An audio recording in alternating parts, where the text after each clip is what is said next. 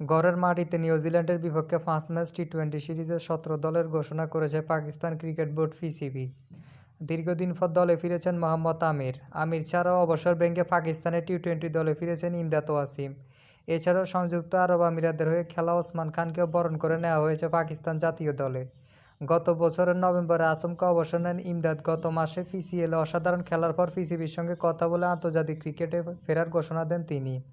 আমির অবশ্য অবসর নেন ২০২০ সালের ডিসেম্বরে। তখনকার টিম ম্যানেজমেন্টের উপর মানসিক নির্যাতনের অভিযোগ এনে দুজনে কিছুদিন আগে অবসর ভেঙে ফিরে আসেন। মূলত আসন্ন টি-২০ বিশ্বকাপে খেলার জন্য পিসিবির সঙ্গে যোগাযোগ করে খেলায় ফিরেছেন এই দুইজন।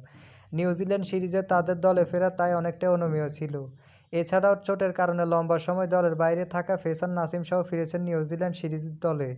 কিছুদিন আগেও সংযুক্ত আরব আমিরাতের হয়ে খেলা ওসমান খানকেও বরণ করে নেওয়া হয়েছে পাকিস্তান জাতীয় দলে।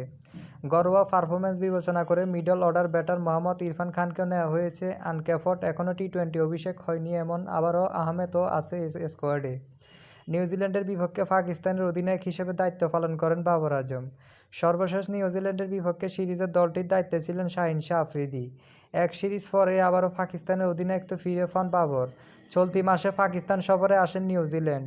১৮ এপ্রিল প্রথম টি-২০ মধ্যে দিয়ে শুরু হবে ৫ ম্যাচের সিরিজ।